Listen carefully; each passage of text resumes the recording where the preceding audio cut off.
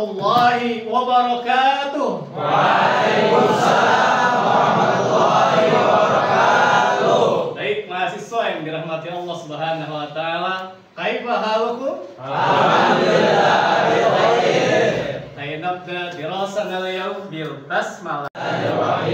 Alhamdulillah kita melanjutkan pembahasan kita di dalam mata kuliah dasar-dasar pendidikan. Tapi sebelum kita memasuki materi yang baru, kita mereview sejenak tentang materi yang lama. Mahasiswa yang dirahmati Allah Subhanahu wa taala, di pekan yang lalu kita telah membahas tentang sistem pendidikan nasional yang terdiri dari 3 aspek. Berapa aspek? 3. Yang pertama adalah jalur. Yang pertama apa? Jalur. Nah, jalur itu ada berapa teman-teman sekalian? Jalur apa saja? Formal, informal, informal. Nah, setelah jalur, maka kita bahas juga pekan yang lalu itu ada berapa juga? 3. Apa itu? Dasar, menengah, tinggi. Selanjutnya adalah jenis pendidikan. Di antaranya pendidikan apa? Umum, dan sejenisnya. Nah, itulah bahasan kita. Maka kita akan melanjutkan pada bahasan kali ini, yakni jenjang pendidikan agama Islam di Indonesia. Setelah kita membahas tentang dasar-dasar pendidikan dalam Sikistat, maka kita bahas materi kita tentang apa? Jenjang pendidikan agama Islam di Indonesia. Pertanyaannya, mau belajar apa kita tentang materi ini? Ada 2 tujuan kita belajar dari materi ini. Yang pertama adalah mahasiswa mampu merefleksi bagaimana jejak mas pendidikan di masa apa ini? Kemerdekaan. Dan yang kedua adalah pada masa apa? Pasca kemerdekaan. Yang mana itu semua ketika kita pelajari itu semua melahirkan apa? Para melahirkan apa? Melahirkan apa lagi? Generasi pembangun negeri. Nah, inilah sebagai tujuan di dalam pembelajaran kita. Jelas semuanya? Nah, baik. Lanjut di materi yang berikutnya, yakni bahasan pertama di dalam prakemerdekaan. Nah, teman-teman sekalian, di masa prakemerdekaan PAI itu seiring dengan masuknya agama Islam ke Nusantara, yaitu melalui jalur dakwah, jalur peradaban, dan jalur yang lainnya. Tapi semua itu memiliki tujuan apa? Bukan hanya berdakwah, tetapi apa teman-teman sekalian? Betul. Dari PAI itu mulai berkembang selama masuknya penyebaran agama Islam ke Nusantara. Tapi sistemnya masih tradisional. Pendidikan yang hanya di surau, di majlis-majlis ilmu, halaqah kiai itu, gitu ya. Tapi seiring berikutnya, yakni pada masa apa? Abad berapa ini? Nah, teman-teman sekalian, PAI ada abad ke-19 makin menggeliat, ditandai dengan berdirinya lembaga-lembaga pendidikan yang diusung oleh ormas Islam. Kita ketahui berdirinya apa ini? Oleh siapa? Nah, Muhammadiyah berdiri untuk menyosong pendidikan Islam yang gemilang dengan tandanya apa di sini? Sistem kelas yang modern. Kemudian apa lagi? Guru yang profesional. Selanjutnya apa lagi? Dan kurikulum terbaru.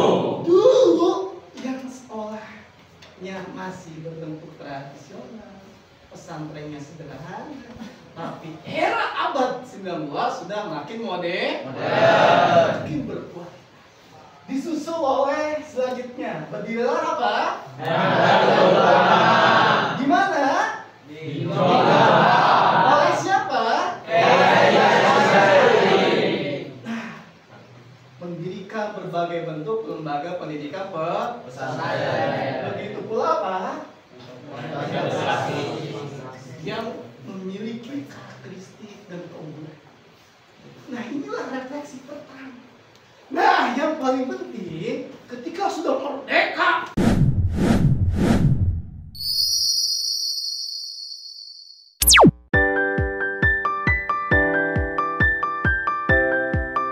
Assalamualaikum warahmatullahi wabarakatuh.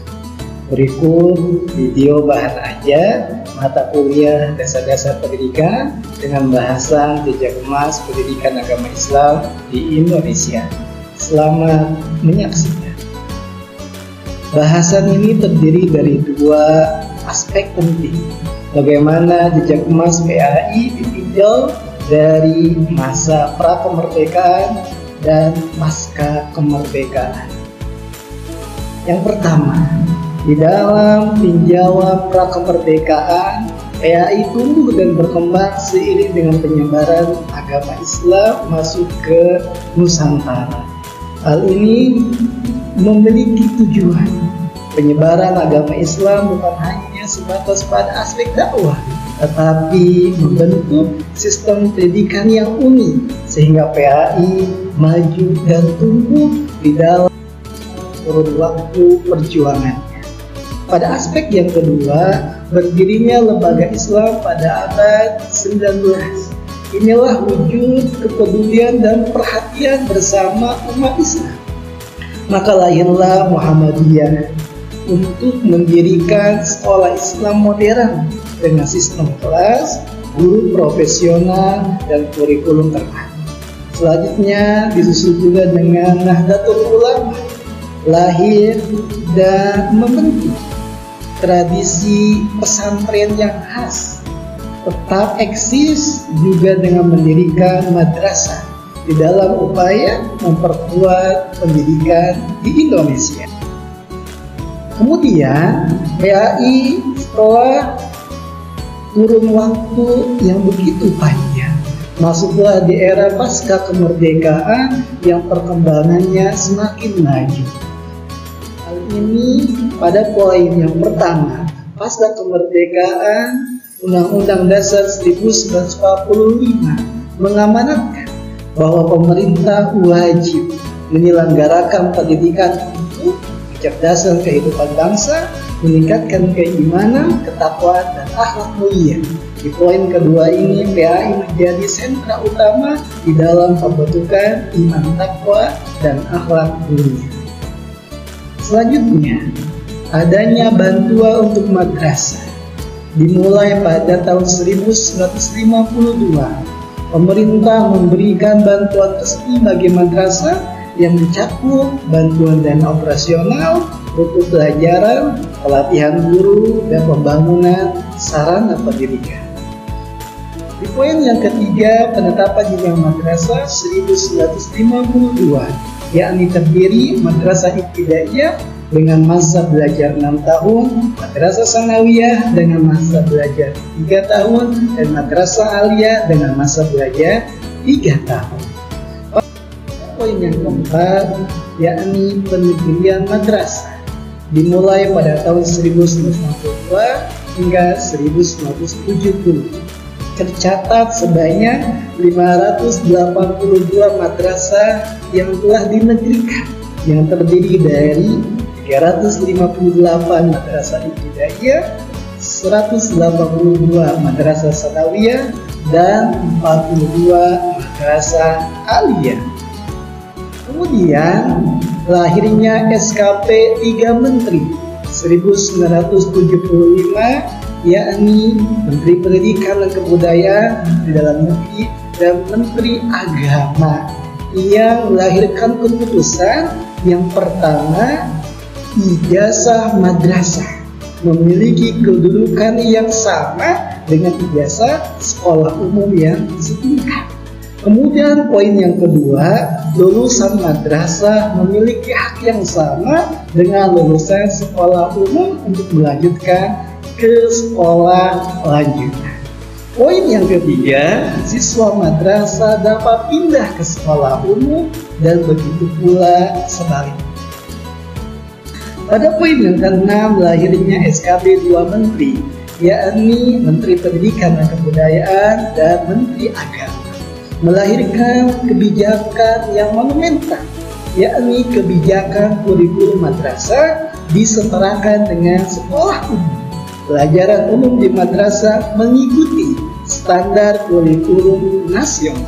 Dan poin yang ketiga, madrasah tetap memiliki kekhasan dan porsi pendidikan agama Islam lebih besar dari keseluruhan mata pelajaran umum. Poin yang ketujuh, lahirnya Undang-Undang Sivitas pertama nomor 2 tahun 1989 yang poin intinya menetapkan program wajib belajar 9 tahun berlaku untuk madrasah, sehingga madrasah menjadi bagian utuh dari sistem pendidikan nasional. Yang kedua, pendidikan agama Islam menjadi mata pelajaran wajib di setiap bidang pendidikan. Yang ketiga, menariknya dalam rapot siswa mata pelajaran PAI ditempatkan pada urutan kedua setelah pendidikan Pancasila dan keluarga negara. Kemudian, poin yang ke-8, lahirnya Undang-Undang Sisdiknas kedua nomor 20 tahun 2003. Yang menarik, bahasan di dalamnya pendidikan agama wajib diajarkan pada setiap jenjang pendidikan sesuai agama yang dianut. Peserta didik dan diajarkan oleh guru yang seagama. Poin yang kedua, dalam struktur kurikulum posisi PAI semakin kokoh. Bahkan pada rapot siswa, PAI ditempatkan pada urutan pertama. PAI menjadi nilai terintegrasi dalam semua mata pelajaran dan program kegiatan yang diselenggarakan oleh lembaga. Dan fakta menariknya, lahirlah lembaga-lembaga pendidikan yang eksis hingga hari ini, ya, mencapai ribuan bahkan puluhan ribu, baik dari madrasah ibtidaiyah, sanawiyah, dan aliyah, begitulah dengan pondok pesantren. Yang selanjutnya juga lahirlah para guru-guru yang kompeten, dan lahirlah para siswa dan santri di Indonesia yang memiliki peran penting di dalam pembangunan negeri kita. Maka poin bahasa yang terakhir sebagai lembar kerja pembelajaran, yakni apa yang kamu pelajari dari pembahasan ini. Bagaimana materi ini mempengaruhi pemahamanmu mengenai pendidikan agama Islam. Poin ketiga, apa yang kamu rasa menarik dari pelajaran ini. Poin keempat, bagaimana kamu dapat mengaplikasikan pengetahuan ini dalam kehidupan sehari-hari. Poin yang kelima, sebagai lembar kerjanya, apa yang kamu ingin pelajari lebih lanjut tentang PAI di Indonesia. Demikianlah bahasan menarik tentang jejak emas pendidikan agama Islam di Indonesia yang melahirkan para ulama, para pemimpin bangsa, dan para generasi gemilang negeri. Semoga bermanfaat. Assalamualaikum warahmatullahi wabarakatuh. Jelas semuanya? Nah, mahasiswa yang dirahmati Allah Subhanahu wa Ta'ala, di dalam bahasan yang pertama PAI ditinjau dari pra kemerdekaan. Itu perkembangannya selaras seiring dengan masuknya agama Islam kemana? Nusantara pada abad ke-7.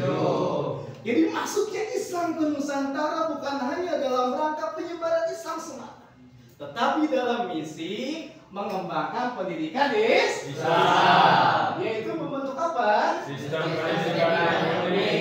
Betul, sistem pendidikan yang unik. Pendidikan Islam meskipun tradisional berkembang dari surah ke surah, dari pesantren ke pesantren, dari majelis ilmu ke majelis ilmu. Itu adalah bahasan yang pertama. Selanjutnya, yaitu masuk ke PAI pada abad keberapa ini? 19.